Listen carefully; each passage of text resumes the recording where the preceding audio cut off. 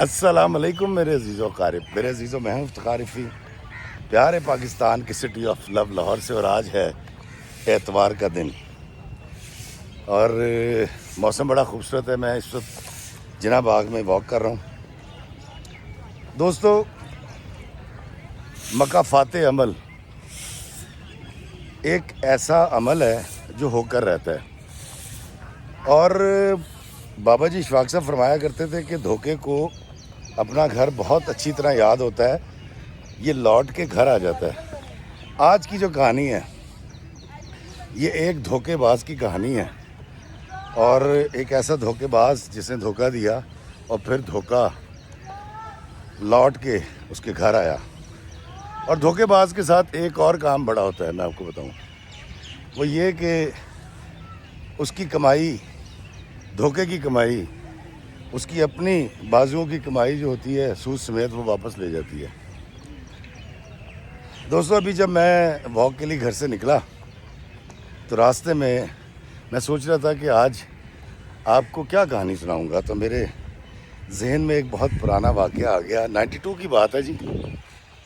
میں اس وقت کالج سے فارغ ہوا تھا تو پتہ ہی چلا کہ ہمارا ایک مشترکہ دوست، میرا اور ہمارے ایک دوست جاوید شاہ، ہمارا ایک مشترکہ دوست جو ہے وہ کسی لڑائی جھگڑے کے اندر، کیونکہ کالج میں، یونیورسٹی میں زیادہ تر جھگڑے کے کیس ہی ہوتے ہیں، ہم ذرا کیونکہ بہت جوان ہوتے ہیں نا تو خون گرم ہوتا ہے، سوچتے نہیں ہیں۔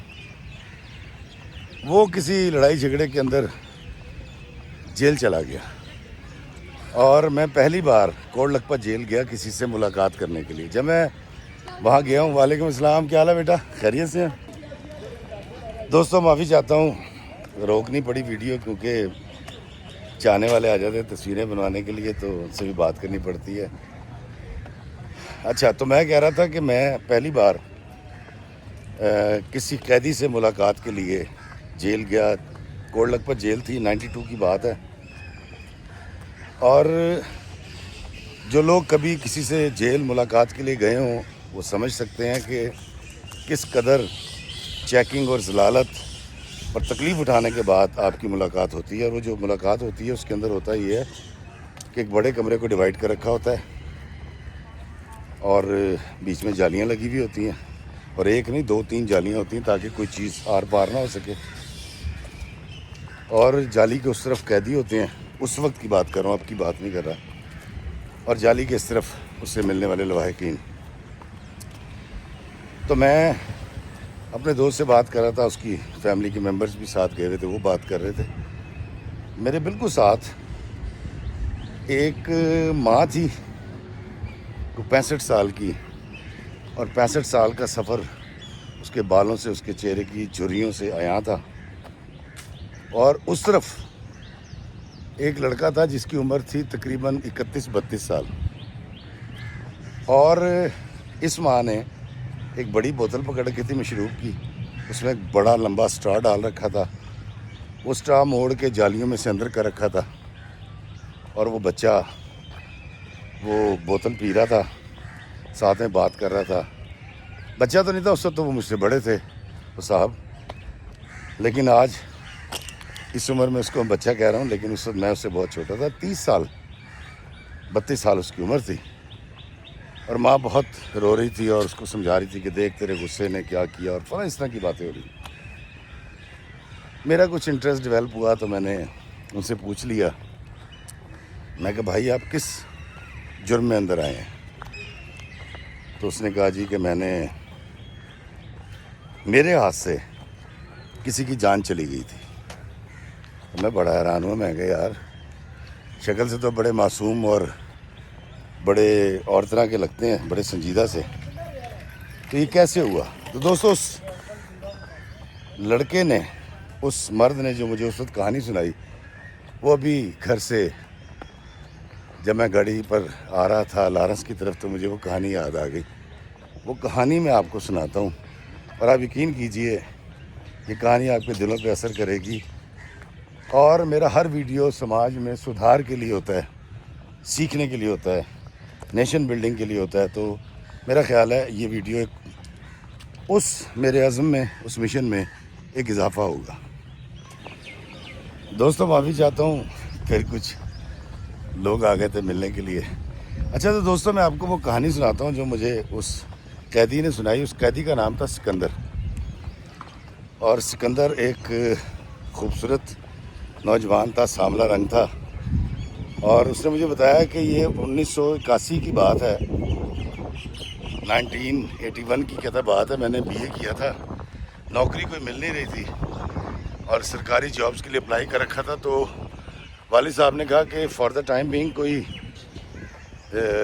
ہنر سیکھ لے. تو کہتا جی میں چلا گیا انارکلی, اور کہتا مجھے بڑا شوق تھا گھڑیاں ٹھیک کرنے کا. کہتا کہ وہ شوق اس طرح سے پورا ہوا کہ میرا جو کیلکولیٹر ہے وہ خراب ہو گیا. اب ان دنوں کیلکولیٹر اور گھڑیاں یہ گھڑی ساز ہی ٹھیک کیا کرتے تھے. تو انارکلی میں کہتا میں لے کر گیا, اور وہاں پر میری ملاقات ہوئی استاد ابراہیم سے. بڑا شفیق انسان تھا, 45-46 کہتا اس کی ایج تھی, اور اس نے میرا کیلکولیٹر ٹھیک کر دیا. پیسے بڑے کم لیے, کہتا اپنی 30 روپے کے 15 روپے اس وقت اس دور میں. تو کہتا جی میں نے ان سے کہا کہ میں اگر یہ کام سیکھنا چاہوں گھڑیوں کا اور کیلکولیٹر ٹھیک کرنے کا تو کیا. اس نے کہا جی آ جائیں آپ. تو کہتا میں ان کی دکان پہ جانا شروع ہو گیا. بڑا شفیق آدمی تھا, بڑی محبت کے ساتھ اسے کام سکھانا شروع کر دیا. السلام علیکم جی, کیسے ہیں آپ؟ کہتا جی میں تھا, میرے علاوہ 3 لڑکے تھے, ان کا تعلق کسی گاؤں سے تھا. کہتا جی ہم کام سیکھنے لگ گئے, اور 3 مہینے کے بعد کہتا اس نے مجھے 40 روپے دہاڑی دینی شروع کر دی. 40 روپے بڑی بات تھی اس وقت, جو کہتا میں ایک بہترین کاریگر بن گیا تھا, اور گھڑیاں بھی ٹھیک کرتا تھا, کیلکولیٹر بھی ٹھیک کرتا تھا. اور ان دنوں جب اس کے سیل بیچنے کا کام تھا تو سیل بھی بڑے پروفٹ چھوڑ جایا کرتے تھے, لیکن وہ سارا پروفٹ استاد ابراہیم کی جیب میں جاتا تھا. کہتا ہوا دراصل یہ کہ میں نے یہ کام تو میں کر رہا تھا. کہتا روزانہ دوپہر کو تقریباً 1 بجے استاد جی جاتے تھے اپنے گھر موٹر سائیکل پہ, اور کھانا آ جاتا تھا 2 بجے تقریباً کھانا آ جاتا تھا. ہم لوگ کھانا کھاتے تھے اور پھر کام کرتے تھے, اور شام کو 6-7 بجے چھٹی ہو جاتی تھی. سکندر کہتا ہے میری عمر اس وقت ہوگی کوئی 19 سال, اور کہتا ایک دن جو ہے وہ استاد جی کی ٹانگ پہ کوئی چوٹ لگی تھی. انہوں نے مجھے موٹر سائیکل کی چابی دی, انہوں نے کہا یار فلاں جگہ ایسے کر کے جاؤ گے, فلاں جگہ ایڈریس سمجھایا, وہاں سے پوچھ لینا وہاں میرا گھر ہے, اور پھر میری بیگم سے کہنا وہ تمہیں کھانا دے دے گی تمہاری استانی, وہ ٹفن لے آؤ. کہتا میں نے کہا ٹھیک ہے. میں نے کک ماری, پہنچا. کہتا مجھے اندازہ ہو گیا تھا, تو میں نے دکاندار سے پوچھا, تو نے کہا 7 والا دروازہ ہے. کہتا میں نے دروازہ نوک کیا, دروازہ کھلا, وہاں پردہ ڈلا تھا, پردے کے پیچھے سے آواز آئی کون. تو میں نے کہا جی میرا نام سکندر ہے, اور استاد جی نے مجھے بھیجا ہے دکان سے کھانا دے دیں. کہتا اندر سے ایک نسوانی آواز آئی, ہاں کال آ گئی تھی, انتظار کرو. لینڈ نمبر ہوتے تھے اس وقت. کہتا ایک بازو بہار آیا جس کے اندر سرخ رنگ کی چوڑیاں تھیں, سفید کلائی تھی, اور ٹفن اس کے ہاتھ میں تھا. اس نے مجھے ٹفن پکڑایا, میں نے پکڑا اور میں آگے. کہتا 3 دن تک یہی ہوتا رہا. میرے اندر تجسس پیدا ہو گیا, میں دیکھوں اس گوری کلائیوں والی لال چوڑیوں والی کی شکل کیسی ہے. کہتا یہ وہ وقت تھا جب ہم لڑ پڑتے تھے, کالج سے نکلے تھے, جھگڑا کرنا ہمارے لیے بات کوئی نہیں تھی, اور جوانی تھی. جوانی ویسی منہ زور ہوتی ہے, اس میں تو بندے کو کچھ سمجھ ہی نہیں آتی. تو کہتا بس دماغ گھوم گیا کہ اس کی شکل دیکھنی ہے کون ہے.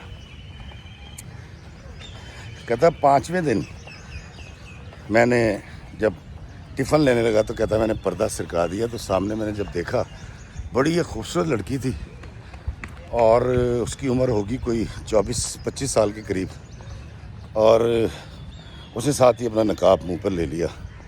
کہتا چشمے آہو یعنی ہرنی جیسی آنکھیں, گورا چٹا رنگ, اور کالے رنگ کی چادر جو اس نے لے رکھی تھی اس نے اپنی نقاب کر لیا. اور میں نے ٹفن لیا, کچھ کہے بغیر کہتا جی میں دکان پہ آ گیا. میں نے کہا یار استاد جی کی بیٹی تو بہت خوبصورت ہے, اور وہ آنکھیں اور وہ گوری کلائیاں اس کے ذہن میں رہ گئیں. وہ اس کو سوچتا رہا. تقریباً کوئی کہتا کہ 12 دن کے بعد استاد جی نے مجھے کہا کہ میری جو کیا کہتے ہیں ٹانگ ہے اب وہ ٹھیک ہے تو اب میں خود کھانا لایا کروں گا. کہتا میں انتظار میں تھا کہ استاد جی مجھے کہیں گے. استاد جی خود چلے گئے کھانا لینے.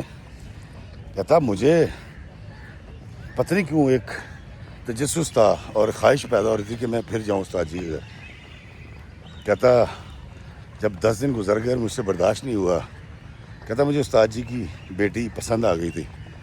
تو کہتا میں نے کیا کہ میں نے کوئی تقریباً 2-2:30 بجے کے قریب جب کھانا کھا چکے تو استاد جی سے میں نے کہا استاد جی میری والدہ کی طبیعت ٹھیک نہیں ہے, مجھے ذرا موٹر سائیکل کی چابی دیں گے, میں تھوڑی دیر میں آیا. استاد جی نے چابی دی ہے. کہتا میں نے کک ماری سیدھا استاد جی کے گھر اور جا کے کہتا میں نے نوک کیا تو دروازہ کھلا ہے. تو دروازے میں سے اوٹ میں سے وہ جھانکی ہے. تو میں کہا السلام علیکم. میں کہا وعلیکم السلام. اس نے کہا کہ مجھے آپ سے بات کرنی ہے. وعلیکم السلام جی کیسے ہیں آپ؟ اس نے کہا جی فرمائیں. تو کہتا جی استاد جی کو تو نہیں بتائیں گی؟ اس نے کہا آپ بات کریں. تو سکندر کہتا ہے میں نے اس سے کہا کہ مجھے آپ سے محبت ہو گئی, آپ مجھے بہت اچھی لگی ہے, میں آپ سے شادی کرنا چاہتا ہوں. کہتا ہے اس نے دھڑ سے دروازہ بند کیا. میں واپس آ گیا.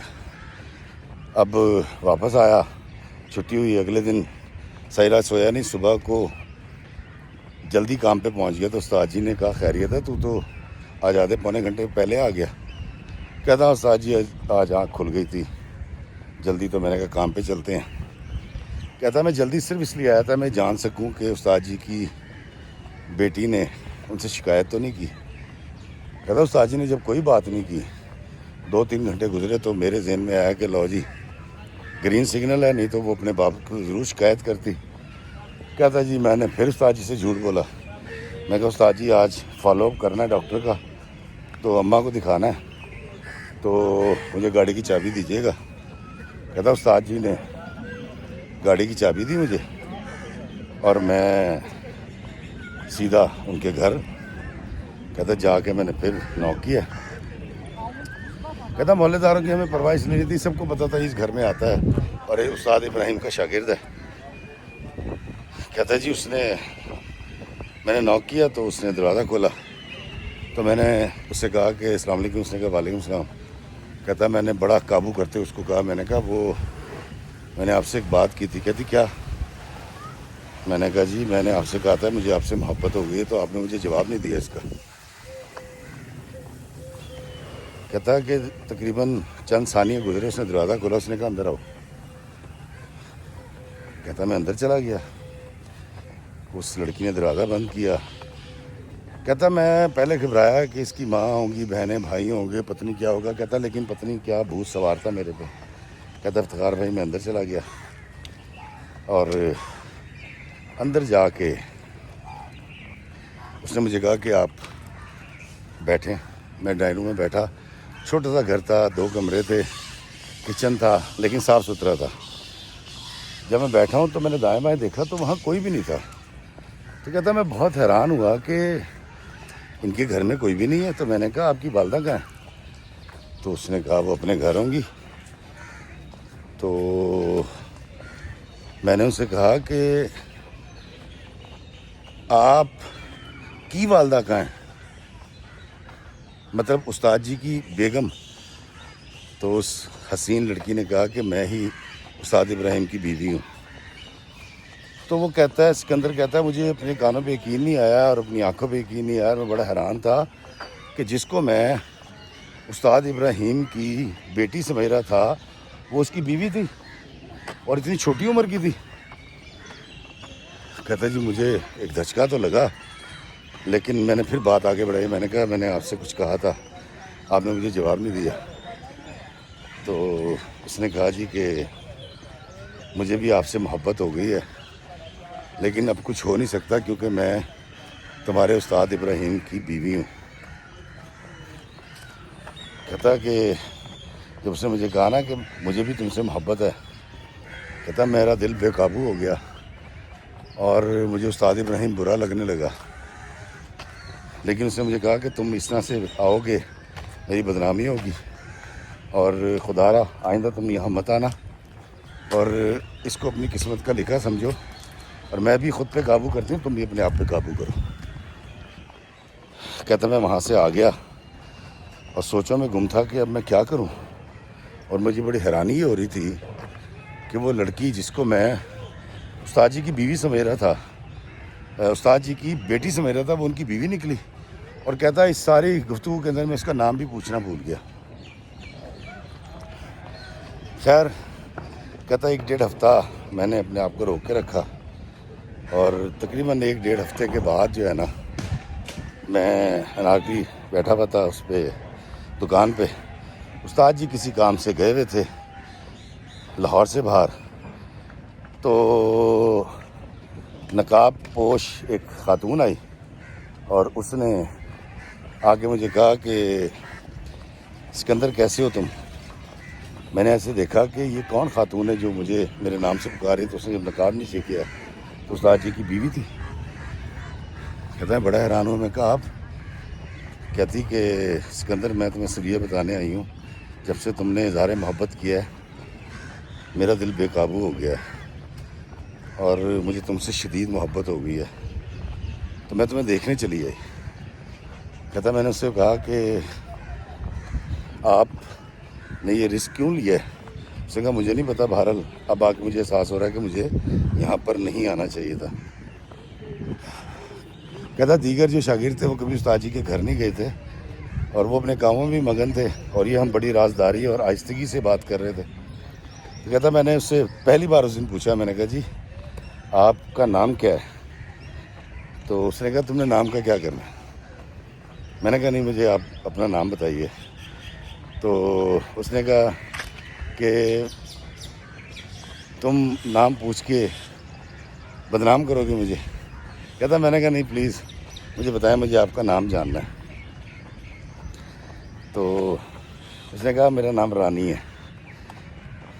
پیار سے سب مجھے رانی کہتے ہیں، تو آپ بھی رانی کو۔ کہتا میں نے وہاں سے سموسے لیے، بلے لیے، وہ اس کو دیے، اور وہ چلی گئی۔ ٹانگیں پہ آئی تھی۔ کہتا کوئی پلان نہیں تھا، کوئی زندگی میں کچھ نہیں تھا، بات بغیر کسی پلاننگ کے، بغیر کسی ترتیب کے خود ہی اپنی ایک ترتیب بناتی جا رہی تھی، اور بات آگے بڑھی تھی۔ کہتا پھر 15-20 دن گزر گئے، میں اس کے بارے میں سوچتا تھا، رانی کے بارے میں، اور جب استاد جی کو دیکھتا تھا میں بڑا حیران ہوتا تھا کہ اتنی خوبصورت بیوی ہے ان کی، اور یہ سارا دن دکان کے اوپر ٹائم ضائع کر کے جاتے ہیں، اس کے ساتھ کہیں سیر کرنے جائیں، اس کو گھمائیں پھرائیں، مری لے کے جائیں۔ ان دنوں مری کا بڑا رواج تھا۔ تو ایک دن کہتا جی کہ استاد جی شہر سے باہر گئے ہوئے تھے، اور کہتا وہ جایا کرتے تھے گھڑیاں لے کے، اور کچھ بیچنے والی بھی ہوتی تھیں، وہ مہنگی گھڑیاں ہوتی تھیں، تو وہ پہنچانا ان کا کام ہوتا تھا۔ اس وقت کوریئر سروس اس طرح سے تھی نہیں۔ تو کہتا جی میں نے کیا کیا کہ دکان پہ لڑکوں کو بٹھایا، میں استاد جی کے گھر چلا گیا۔ میں نے جا کے دروازہ نوک کیا، رانی نے دروازہ کھولا، اور مجھے دیکھتے اس نے کہا کہ خدا کی قسم تمہارا انتظار کر رہی تھی، تم آئے نہیں ہو، تمہیں میں نے بلایا۔ خیر میں کہتا ان کے گھر گیا، اور ہماری گفتگو ہوئی، محبت تھی دونوں کو تھی، اور ہم السلام علیکم جی کیسے ہیں آپ؟ ہم دونوں کہتا خیانت کرنے لگے، اور اب یہ روٹین بن گئی تھی کہ اکثر یا تو صبح 9 بجے کے بعد، کیونکہ استاد جی دکان پہ چلے جاتے تھے، تو میں لیٹ جاتا تھا دکان پہ، تو پہلے ان کی طرف چکر لگا لیا کرتا تھا، یا پھر لنچ کے بعد۔ کہتا جی رانی نے مجھے کہا کہ میں تم سے شادی کرنا چاہتی ہوں، تم نے پہلے بھی مجھے یہی کہا تھا، اب بتاؤ کرنا کیا ہے؟ کہتا افتخار، سوری جی وہ کھانسی آ گئی تھی۔ کہتا ہے افتخار صاحب ہم بے وقوف تھے، ہم احمق تھے، جوانی کا زور تھا، اور شاید دین سے دوری تھی یقیناً۔ کہتا میں کیا کر رہا تھا، رانی کیا کر رہی تھی، ہم دونوں اس کو بھول کے اور آگے زندگی خواب دیکھ رہے تھے۔ کہتا جی پہلا پلان میں نے رانی کے ساتھ مل کے یہ کیا کہ میں نے ان کے گھر میں جانا آنا اپنے لیے آسان کر لیا. مطلب استاد جی خود پھر مجھے رانی کے ساتھ بھیج دیا کرتے تھے, یار اپنی استانی کو لے جاؤ, وہ سرٹیفکیٹ فلاں بنوانا ہے, یار اپنی استانی کو لے جاؤ, اسے فلاں جگہ جانا ہے. تو وہ بہانے تو رانی بناتی تھی, لیکن دراصل استاد جی کے ہاتھوں ان کی بیوی خود فیسیلیٹیٹ ہو رہی تھی, اور استاد جی نادانستہ ہمیں فیسیلیٹیٹ کر رہے تھے اور ملنے کے مواقع دیا کرتے تھے. استاد جی کے علم میں نہیں تھی یہ بات, بڑا شریف آدمی تھا. کہتا جب جادو سر چڑھ کے بولنے لگا تو رانی نے ایک دن مجھے کہا کہ ہماری شادی سے ایک صورت ہو سکتی ہے اگر یہ مر جائے. تو میں نے کہا نہیں, تم اس سے طلاق کی بات کر کے دیکھو. کہتی میں نے بہت بار لڑائی کی ہے, جھگڑا کیا, ہمارا جھگڑا پہلے بھی چل رہا ہے, لیکن وہ طلاق دینے کو تیار نہیں ہے, نہ وہ دے گا. تو میں نے کہا پھر کہتی جی تم ایک کام کرو, کسی دن تم نہ مجھے نیند کی گولیاں لا دو. اور کہتا میں سمجھ گیا. میں نے کہا نہیں, ایسا کام نہیں کرنا, کسی کی جان نہیں لینی, کچھ نہیں کرنا. کہتا یہ سلسلہ چل رہا تھا. کہتے نا کہ 100 دن چور کے ایک دن شاہ کا. کہتا ایک دن ایسے ہی میں استاد جی کو بہانہ کر کے 3 بجے نکلا ہوں, استاد جی کی موٹر سائیکل لے کے نکلا ہوں, اور ان کے گھر آیا ہوں. پیچھے سے دروازہ بجا, اس نے مجھے چھپا دیا ایک اسٹور روم میں, اور استاد جی داخل ہوئے. استاد جی نے آ کے کہا کہ سکندر کہاں ہے؟ تو نے کہا کون سکندر؟ اس نے کہا میں پوچھ رہا ہوں سکندر کہاں ہے. کہتی ہوں سکندر کا ہمارے گھر میں کیا کام؟ تو استاد جی نے کہا اگر وہ یہاں نہیں ہے تو پھر گھر کے باہر, میرے گھر کے باہر میری موٹر سائیکل کیسے کھڑی ہے؟ کہتا میں اسٹور میں کھڑا سوچ رہا تھا کہ اگر لڑائی جھگڑا ہوا تو استاد جی کو میں 1-2 لگا کے یہاں سے بھاگ جاؤں گا. کہتا دروازہ کھلا ہے, میں سامنے کھڑا تھا, باہر آ گیا. استاد جی نے میری تو دیکھا اور کہتے یار بیٹا تجھے میں نے اپنا بیٹا مانا تھا, لیکن تو بہت بے غیرت نکلا ہے.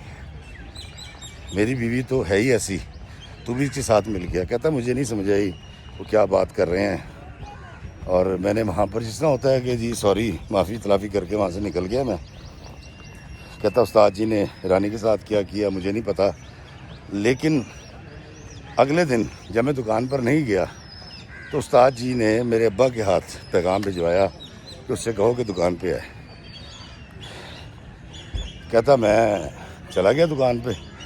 جب وہاں گیا تو استاد جی نے مجھے اکیلے بٹھایا اور سمجھایا. انہوں نے کہا دیکھ سکندر, تو ابھی رانی کو نہیں جانتا, تو یہ بھی نہیں جانتا کہ میں نے اس سے شادی کیوں کی ہے, تو بہت کچھ نہیں جانتا بیٹا. میں کچھ تجھ سے پوچھوں گا نہیں, صرف اتنا کہوں گا کہ واپس لوٹ جا, آگے مت بڑھ. کہتا کہ اس شخص کی یہ مدبرانہ برداشت کو دیکھ کر مجھے اور تیش آ رہا تھا. میں ذہن میں یہ سوچ رہا تھا کہ بجائے اس کے کہ مجھ سے لڑے, میرا گربان پھاڑے, میرے منہ پہ تھپڑ مارے, یہ تو ٹھنڈا بغیرت اس طرح کی گفتگو کر رہا ہے کہ پیچھے ہو جا, اور اس کو سمجھ آ چکی ہے کہ ہمارا کیا تعلق ہے. کہتا میں اس کی حکمت کو نہیں سمجھا اور میں وہاں سے آ گیا جھوٹا وعدہ کر کے کسی کہ میں پیچھے ہو جاؤں گا, اور وہاں سے نکلا سیدھا اس کے کسی کے گھر گیا. کہتا رانی میں کوئی ایسی کشش تھی جو مجھے اپنی طرف کھینچتی تھی, اور میں نے اس سے پلان یہ کیا کہ ہم یہاں سے بھاگ جائیں گے. بلکہ رانی نے مجھے کہا کہ ہم یہاں سے بھاگ جائیں گے. اگلے روز تقریباً کوئی صبح 9:30 بجے جب استاد جی نکلے ہیں, کہتا میں دور کھڑا دیکھ رہا تھا. ہماری پلاننگ تھی, میں رکشہ لے کر آیا اور ہم نے اس میں سامان باندھا. اس کے بعد زیور تھا, پیسے تھے, کچھ زیور میں نے کہتا اپنی اماں کا لیا, کچھ پیسے میرے پاس تھے. ہم نے رکشہ لیا اور یہاں سے سیدھے گئے GTS کے اڈے, وہاں سے بیٹھے سیدھے مردان چلے گئے. مردان میں کہتا میرا ایک دوست تھا پٹھان, اور وہ گھڑیاں لینے کے لیے آتا تھا. تو کہتا جی میں اس کے پاس گیا تو میں نے اس کو ساری چیزیں بتائیں. تو اس نے مجھے کہا کہ یار دیکھ تو چاہتا کیا؟ تو کہتا میں نے اس سے کہا کہ ہم دونوں نکاح کرنا چاہتے ہیں. تو کہتا ہم اتنے بیوقوف تھے, رانی بھی اور میں بھی اتنے احمق تھے کہ نہ اس کو قانون پتہ تھا نہ مجھے قانون پتہ تھا کہ بھائی پہلے طلاق ہوگی پھر نکاح ہوگا. تو اس نے اس دوست نے سمجھایا, اس نے کہا یار وہ ادھر سے عمر میں بڑا تھا, گاہک تھا, اس نے کہا تیرا دماغ خراب ہے, تیری سے شادی کیسے ہو سکتی ہے, تو کسی اور کے نکاح میں. تو کہتا مجھے اتنا علم نہیں تھا. کہتا بھی بھائی افتخار صاحب یہ بات مان لیجئے گا کہ مجھے اتنا نہیں پتہ تھا اس وقت. شاید ہماری تربیت نہیں تھی, شاید ہم ایک ایسی جگہ پہ رہتے تھے جہاں ہمارے گرد اپنے اسائنمنٹس تھے, میں اسی میں گم تھا. خیر اب یہ پھڈا پڑ گیا, اب کیا کریں. تو پیچھے جب فون کر کے میں نے پتہ کیا, جو کہ ہمارے ہمسائے میں ایک نمبر تھا, رانی کے ماں باپ کے ہمسائے میں بھی ایک نمبر تھا, تو وہاں سے جب پتہ کیا تو پتہ یہ چلا جی کہ وہ پہلے تھانے گیا تھا, تھانے والے نے پرچہ تو نہیں کاٹا, پھر وہ سکندر کے گھر بھی آیا, رانی کے گھر بھی گیا, اور الٹیمیٹلی محلے داروں نے سمجھایا کہ وہ منہ کالا کر گئی ہے, ایسی عورت کو واپس لا کے کیا کرے گا, طلاق دے دے. استاد ابراہیم نے طلاق نامہ لکھ کر جو ہے وہ اس کے گھر پہنچا دیا لڑکی کے, اور اپنی درخواست جو تھانے دی تھی, کچی رپورٹ کروائی تھی, واپس لے لی. کہتا جی وہ وہاں سے فیکس کی گئی, ہمیں ملی ہے, 4 مہینے 5 مہینے ہم نے انتظار کیا, اور ہم نے نکاح کر لیا کراچی جا کے. کہتا افتخار بھائی مجھے رانی ملی, میری زندگی بدل گئی. کہتا وہ لکی بہت تھی, بہت محبت کرتی تھی میرے ساتھ, بڑی خدمت کرتی تھی میری. ہم نے اپنی ایک دنیا بسا لی کراچی جا کے, اور رانی نے مجھے بڑے قصے سنائے کہ ظالم ہے, مارتا ہے, اور کسی جوگا نہیں ہے, بدتمیزی کرتا تھا میرے ساتھ. اور اس نے یہ بھی بتایا کہ میرے گھر والوں نے اسے کوئی قرضہ لے رکھا تھا جس کے عوض میری شادی اس سے کر دی گئی تھی.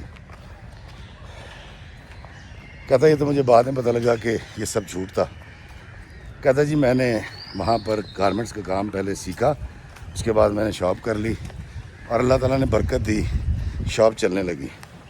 کہتا میں اس کے بعد کبھی لاہور نہیں آیا تھا, اور اس لیے نہیں آیا تھا کہ یہاں پر استاد ابراہیم کے رشتہ دار یا اس کے بھائی کوئی مسئلہ کریٹ کریں.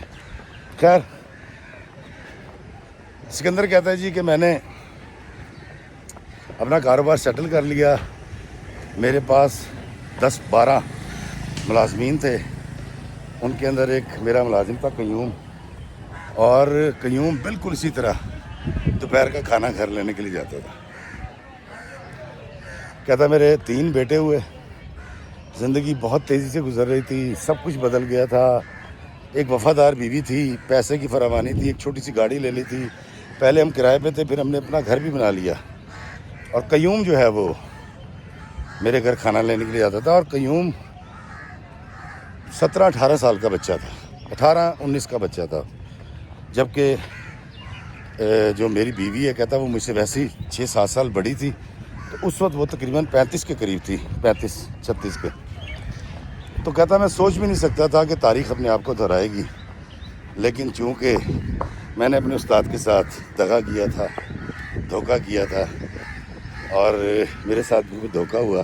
کہتا مجھے ڈیٹیل تو نہیں پتہ, لیکن ایک دن مجھے پتہ چلا کہ قیوم جو ہے وہ میری بیگم کو لے کر بھاگ گیا, اور وہ جاتے ہوئے بچے بھی لے گئی. کہتا وہ کہاں گئے مجھے نہیں پتہ تھا. 2.5-3 مہینے کے بعد میرے علم میں آیا کہ وہ سندھ کے کسی علاقے میں ہے, کیونکہ وہ لڑکا وہاں کا تھا. کہتا جی میں نے بالکل وہی کام کیا جو استاد ابراہیم نے کیا تھا, کہ میں نے طلاق نامہ لکھا اور اس لڑکے کے گھر بھجوا دیا جو میری بیوی کو لے کر بھاگ گیا تھا. کہتا افتخار بھائی رانی اور اس کے درمیان ڈیولپمنٹ کیسی ہوئی, بات چیت کیسی ہوئی, کہتا میں کچھ نہیں جانتا, لیکن استاد ابراہیم نے نکاح کی تنسیخ اس لیے کی تھی, طلاق اس لیے دی تھی کہ وہ پیچھے ہونا چاہ رہا تھا. لیکن میں نے جو طلاق دی تھی وہ میں نے دانہ ڈالا تھا چوہے کو بل سے باہر نکالنے کے لیے, اور وہی ہوا.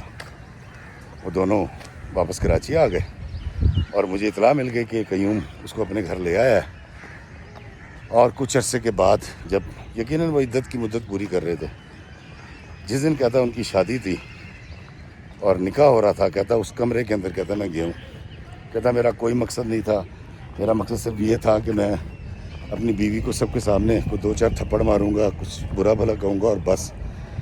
کہتا افتخار بھائی جب میں وہاں گیا ہوں اور میں نے اپنی بیوی کو برا بھلا کہنا شروع کیا، سابقہ بیوی کو، اور اس کو تھپڑ مارا ہے، تو قیوم جو ہے وہ دست و گریباں ہو گیا میرے ساتھ. اور اسی دھکم پیل کے اندر جو ہے وہ میرے ہاتھ میں آیا ایک کوئی لوہے کا راڈ، اور وہ بچاتے ہوئے کہیں رانی کے سر پہ لگا، اور جو رانی ہے وہ زخمی ہو کے گر پڑی. میں وہاں سے بھاگ گیا. بعد میں مجھے پتہ چلا کہ اس کی ڈیتھ ہو گئی ہے. کہتا ہے افتخار بھی اسی نہ چاہتے ہوئے، نہ دانستہ کیے ہوئے قتل کی پاداش کے اندر مجھے 14 سال قید ہو چکی ہے. کہتا میں جیل میں ہوں، اور جو میرے تینوں بیٹے ہیں وہ میری ماں پالتی ہے. رانی دھوکے باز اس دنیا میں نہیں رہی. مکافات عمل ہوا، میں نے جیسا کیا تھا ویسا بھر بھی لیا. لیکن مجھے سمجھ آ گئی کہ یہ جو میرے ہاتھ سے نادانستہ قتل ہوا ہے، جس کی میں پاداش میں قید میں ہوں، کہتا ہے یہ بددعا ہے استاد ابراہیم کی. اس تعلق کو توڑنے کی سزا ہے، اس اعتماد کو توڑنے کی سزا ہے جو میں نے استاد ابراہیم کا توڑا تھا.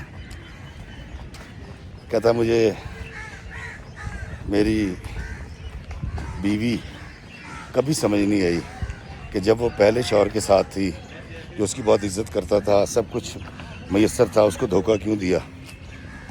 چلیں وہاں تو سمجھ آ سکتی ہے جی، اڈھیڑ عمر تھا، مارتا تھا، اس کی زبردستی شادی ہوئی ہوگی. میرے ساتھ تو رانی نے خود بھاگ کے شادی کی تھی، تو اس نے میرے ساتھ ایسا کیوں کیا. کہتا اس کا جواب مجھے کبھی نہیں مل سکا. لیکن اب میری ماں آتی ہے، میں بچوں کو اس لیے نہیں بلواتا کہ بچے جب جیل میں مجھے دیکھیں گے تو ان پہ برا اثر پڑے گا. تو میں کبھی کبھی جیل سپرنٹینڈنٹ کے کمرے میں اس سے بچوں سے ملاقات کر لیتا ہوں. کہتا میرا منیر، میرا قاسم، میرا اظہر میرا انتظار کر رہے ہیں، اور میں نے اپنے کیے کی سزا بھگت لی ہے. دوستوں، مکافات عمل تو ایسے ہی ہے. اس لیے کہتے ہیں کہ برا مت کرو. دراصل برا آپ دوسرے کے ساتھ نہیں کر رہے ہوتے، دھوکہ آپ دوسرے کے ساتھ نہیں کر رہے ہوتے، اپنے ساتھ کر رہے ہوتے ہیں. رانی تو اپنے انجام کو پہنچ گئی، اور پتہ نہیں آج وہ بیچارہ سکندر زندہ ہوگا کہ نہیں. مقدر کا سکندر نہیں یار، یہ تو مقدر کا چکندر نکلا. خیر، اس کی کہانی میں نے آپ کو سنائی ہے جو مجھے آج یاد آ گئی، کہیں پرانی یادوں میں سے نکل کے آئی تھی. لیکن دوستو، خبردار ہو جائیں، دھوکہ مت دیجیے گا. اس کا بڑا بہترین راستہ تھا کہ وہ اپنے شوہر سے طلاق لیتی اور اپنی عدت کی مدت مکمل ہونے کے بعد آرام سے سکندر سے شادی کر لیتی، کوئی اس پہ انگلی نہ اٹھاتا. بلکہ اس کہانی کے بعد میں یہ ضرور آخر میں کہنا چاہوں گا کہ یہ جو ہم روز ویڈیوز دیکھتے ہیں نا کہ آشنا کے ساتھ مل کے شوہر کو قتل کر دیا، یار اب کتنے بیوقوف لوگ ہیں. پھر وہ کہتے جی تو آپ نے طلاق لے کے شادی کیوں نہیں کی؟ تو کہتے ہیں جی وہ تو پھر زمانہ کیا کہتا، پریشر آتا، ہمارے ماں باپ کو برداشت نہ ہوتا، میرے بچے تھے، جوان تھے، اور سوسائٹی کیا کہتی. ابے جاہل لوگوں، جب تم قتل کر دیتے ہو، جب تم کسی کی جان لے لیتے ہو، آشنا کے ساتھ مل کے شوہر کی جان لے لیتے ہو، تو اس وقت پھر ساری دنیا کو پتہ لگتا ہے، ویڈیو بنتی ہے، اس سے ڈم ڈم نہیں ہوتی، اس وقت لوگوں کو پتہ نہیں چلتا. دین کا راستہ اختیار کریں، قانون کا راستہ اختیار کریں. اگر آپ نے یہ کرنا ہی ہے اور آپ کو لگتا ہے کہ آپ غلط جگہ پہ آئے گئے ہیں تو کھلا لیجئے، اپنی مرضی سے کہیں بھی شادی کیجئے، لیکن انسان کی جان نہ لیجئے، اس کو دھوکہ مت دیجئے. یہ انسان بڑا نرم دل کا ہے، اس کا دل ٹوٹ جاتا ہے پھر یہ جینا چھوڑ دیتا ہے. اور جب انسان جینا چھوڑ دے تو اس کے دل سے نکلی ہوئی ساری بددعائیں بالکل ویسی ہی لگتی ہیں جیسے استاد ابراہیم کی سکندر کو لگی، اور وہ پھر 14 سال کے لیے جیل چلا گیا. مجھے دیجیے اجازت اس دعا کے ساتھ کہ اللہ ہمیں آسانیاں عطا فرمائے اور آسانیاں تقسیم کرنے کا شرف عطا فرمائے. آمین. السلام علیکم ورحمۃ اللہ وبرکاتہ.